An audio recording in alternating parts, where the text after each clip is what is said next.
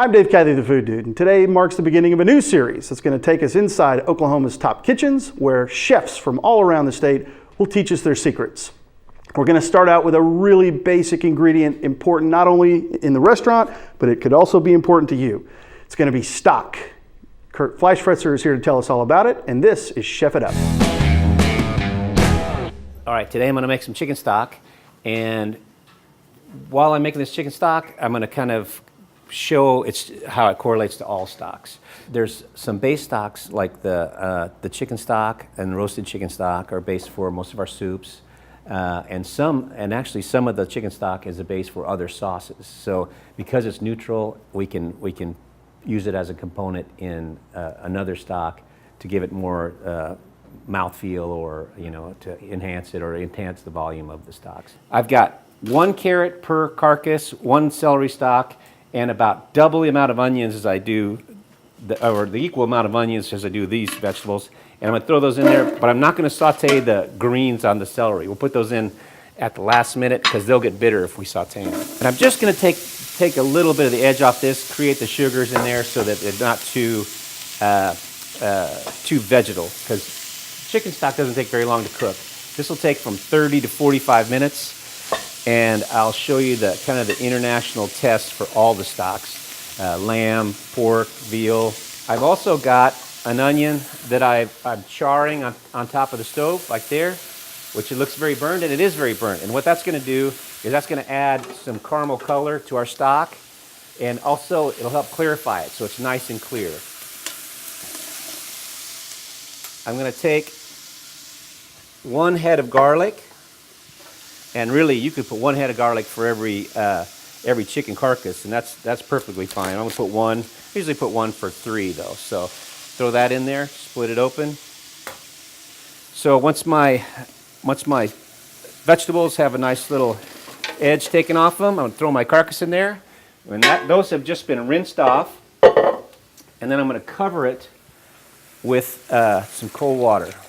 You always start your stocks with cold water, and when I learned to make stocks, the chef told me always use cold water, and I never could second guess them in the French kitchen, but I'm sure it's because it has something to do with the clarity, because if I threw hot water on here, what would happen is it would make some of the juices and stuff come off the chicken, and in a way that instead of like cooking out into the stock, it will actually kind of make the juices come out of the chicken before it's ready. So what will happen is I'm going to put about 5 or 6 peppercorns for every carcass, some fresh thyme, that's a good neutral fresh herb, and a bay leaf broken in half.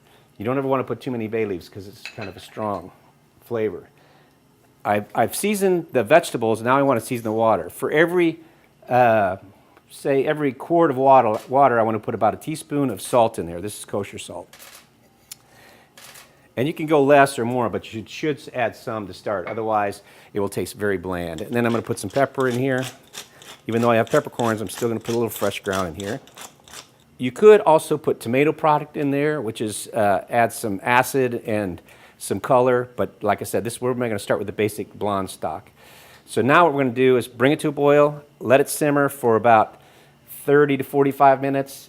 And the international test for any stock that's done, whether it's lamb or whatever, they all take different times, is when you pick up a carcass or a connective bone piece and it falls apart on its own accord. Obviously, which we just put in.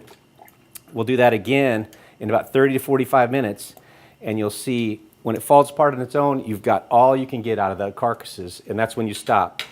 And a stock has kind of the quality goes like this. You start off, you have water. The flavor and all the collagen and proteins and stuff, they start to climb. And then if you cook it too long, what happens is it starts to decline. So then all of a sudden, all the great stuff that you wanted in this conditioned water we put in there is going out in the air. And then it's going to be very thin and liquid if you overcook it.